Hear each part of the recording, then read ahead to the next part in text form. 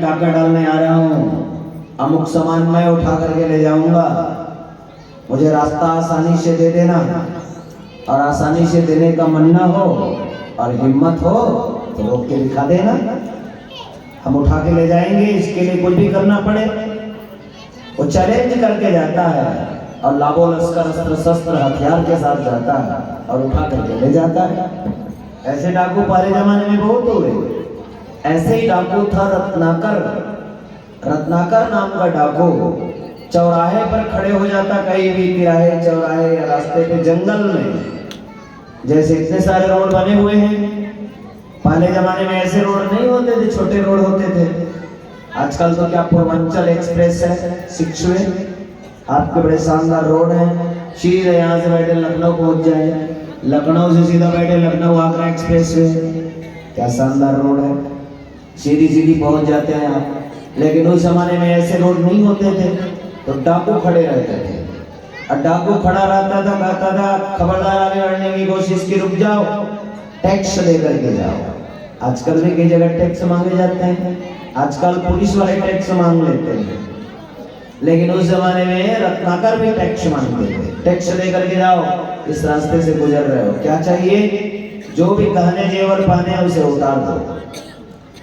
पुरुष है तो जो भी सामान आपके पास है उतार दो, पूरे खाली कर दो और जाओ।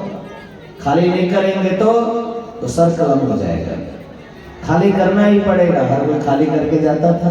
जंगल में अकेला क्या करे, लाबो लश्कर के साथ कोई घेर ले तो ऐसे डाका डालता था, चोरी करता था, लूटता था लोगों को रत्नाकर। उन्होंने हजारों लोगों को लूटा और पूरा परिवार का भरण पोषण किया। उसी से अपने पत्नी का, बच्चे का, परिवार का, सबका भरण पोषण करते थे। एक बार की बात है, उस रास्ते से गुजर रहे थे देवर्षि नारद। देवर्षि नारद रास्ते से गुजर रहे थे, बीड़ा बजाते हुए जा रहे थे, श्रीमन नारायण नारायण का भजन करते हुए। जैसे आप लोग देखते रहते हैं, बीड़ा या खड़ताल लिए श्रीमन नारायण नारायण भजन करते हुए जा रहे नारायण जी। रास्ते में रत्नाकर नाम के डाकू मिल गए और उन्होंने कहा खबरदार आगे बढ़ने की कोशिश की, रुक जाओ, टैक्स लेकर के जाओ। नारद जी ने कहा कौन हो भैया टैक्स मांगने वाले, और किस बात की टैक्स मांग रहे हो, बात क्या है। उन्होंने कहा हर कोई यहाँ टैक्स दे करके जाता है, आप भी दे करके जाओ। नारद जी ने समझाया उन्हें, वो नहीं माने, टैक्स दे करके जाओ। बहुत समझाने पर भी नहीं माने, तो नारद जी ने फिर उन्हें समझाया और कहा हे रत्नाकर, तुम ये काम करते ही क्यों हो ऐसा, जिसका पाप बहुत बड़ा होगा और इस पाप का दंड बहुत बड़े रूप में मिलेगा। और इसमें आपके वो हितैषी जिन्हें आप पत्नी बच्चे परिवार कहते हो, वो इसमें हिस्सेदारी नहीं लेंगे। पाप करोगे तुम अकेले और भोगोगे भी अकेले, लेकिन पाप कर्म से जो तुम्हें मिल रहा है धन संपदा, उसका उपयोग तो तुम्हारे परिवार के सभी सदस्य करते हैं। पाप तुम करो, झेलो तुम, और उसका लाभ उठाए परिवार।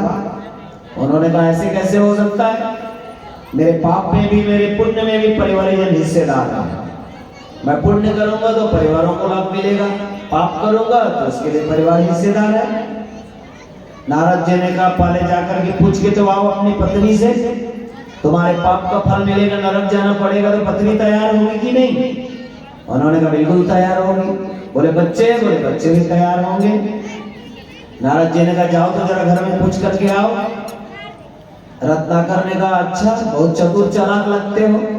रत्नाकर ने नारद जी से कहा बहुत चतुर चालाक लगते हो, मैं घर जाऊं पूछने, तब तक तुम रफू चक्कर हो जाओ, यहाँ से जो हाथ में है वो भी गया। तो उन्होंने नारद जी ने समझाया उन्हें, देखो मैं बड़े ईमानदार आदमी हूँ, मैं ऋषि हूँ और मैं भाग नहीं सकता, वचन का पक्का हूँ, तो मेरे ऊपर भरोसा करो। रत्नाकर ने कहा मैं भरोसा नहीं कर सकता, तो अच्छा एक काम करो, तुम्हें भरोसा दिलाने के लिए मैं कहता हूँ, ये सामने पेड़ है और ये रहा रस्सी, इस रस्सी से मुझे पेड़ में बांध दो, मैं कहीं भाग के नहीं जाऊंगा, और जाओ घर पूछ करके आओ पत्नी बच्चों से। रत्नाकर ने ऐसा ही किया, घर गया और अपनी पत्नी बच्चों से पूछा। भाई मैं जो काम करता हूँ रोज डाका डालने का, लूटने का और लोगों को परेशान करने का, यदि इसका पाप मुझे लगा तो क्या इस पाप में आप हिस्सेदारी लेंगे? पत्नी ने साफ मना कर दिया, ना मुझे कोई हिस्सेदारी नहीं लेनी। क्यों? रोज खा रही हो, ला रहा हूं उसको, हिस्सेदारी नहीं लोगी? उनकी पत्नी ने कहा देखिए शादी ब्याह करके लाए हैं आप, हमारा भरण पोषण करना आपका काम है, आप पुण्य से ला रहे हो, पाप से ला रहे हो, हमें क्या लेना देना? भरण पोषण करना आपका कर्तव्य है, आप करें। पत्नी ने साफ मना कर दिया। बच्चे को पूछा, बच्चे को, बेटा को, तुम हिस्सेदारी लोगे? बच्चे ने साफ मना कर दिया। आपने जन्म दिया है, पालन पोषण करना आपका कर्तव्य है। हर माँ बाप अपने बच्चे का पालन पोषण करते हैं और आप भी कर रहे हैं और आपको करना ही चाहिए। हम क्यों पाप में हिस्सेदारी करें? सबने मना कर दिया। माता पिता को पूछा, भाई बंधुओं को पूछा, सबको पूछा, सबने अंगूठा दिखा दिया, ना हमको पाप में हिस्सेदारी नहीं करना। कमा के लाएंगे तो खा जरूर लेंगे, लेकिन पाप में हिस्सेदारी नहीं करेंगे। अभी तक रत्नाकर ओवर कॉन्फिडेंस में था, अब उनके होश ठिकाने लग गए। उन्होंने कहा नारद ऋषि तो सही कह रहे थे। उल्टे पैर वापस आ गए वहां से और उल्टे पैर वापस आकर के नारद जी के चरणों में गिर गए। उन्होंने कहा ऋषिवर आपने सही कहा, अभी तक मैं बहुत ओवर कॉन्फिडेंस में चल रहा था, ये मानता था कि परिवारीजन हमारे अपने हैं, दुख में भी मेरे साथ है, सुख में भी मेरे साथ है, हर क्षण मेरे साथ है। लेकिन आज मुझे पहली बार ज्ञान हुआ है, मैं अपने जीवन को बदलना चाहता हूँ, अपने जीवन को सुधारना चाहता हूँ, इसलिए मुझे आप रास्ता दिखाइए, मैं क्या कर सकता हूँ? नारद जी ने कहा हे रत्नाकर, तुम्हारे अंदर बीज रूप में अनंत संभावनाएं हैं, तुम यदि बदलना चाहो तो बहुत कुछ कर सकते हो। भगवान नाम का स्मरण करो, एक दिन महापुरुष बन सकते हो। उन्होंने कहा मैं इतना घटिया स्तर का काम करने वाला व्यक्ति, मेरे जैसे आदमी सामान्य इंसान बन जाए तो बहुत है, और आप कहते हैं कि महापुरुष बन सकते हैं?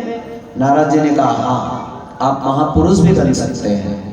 कौनो भाई, और नारद जी ने उन्हें मंत्र दिया, राम नाम का जप करना, भगवान नाम का स्मरण करना। कहते हैं उन्हें राम बोलना भी नहीं आया, राम बोलता, राम राम राम राम राम कहता, लेकिन कब वो मरा मरा कह देता, उल्टा हो जाता है। राम राम राम राम राम राम राम मरा मरा मरा, आप बार बार बोलेंगे तो मरा मरा हो जाता है। कहते हैं उल्टा नाम जपा जग जाना, उन्होंने उल्टा नाम जपा, मरा मरा, लेकिन मरा बोलो तो भी राम हो जाता है, राम बोलो तो भी मरा हो जाता है। यदि भावना और श्रद्धा हो तो मरा बोले तो क्या, राम बोले तो क्या, भगवान ही सुनता है। और भक्त बोलता है, भक्त ने बोला भगवान ने सुना, और उनकी पुकार भगवान ने ऐसी सुनी कि वो साधारण इंसान नहीं रहे, वो ऋषि बन गए। रत्नाकर नाम का लुटेरा व्यक्ति सामान्य ऋषि नहीं रहे। अभी तक तो लुटेरा था, लेकिन भगवान नाम का स्मरण किया, तप साधना की, आत्म सुधार की साधना में लग गए और बहुत बड़े भक्त हुए, ऋषि हुए, जिन्हें आज दुनिया महर्षि वाल्मीकि के रूप से जानती और मानती है। जो आदि रामायण, संस्कृत रामायण की रचना करने वाले ऋषि हैं, जिन्हें हम आज वाल्मीकि के रूप में जानते हैं और उनके आगे माथा टेकते हैं, शीश नवाते हैं। कौन था वो व्यक्ति? रत्नाकर नाम का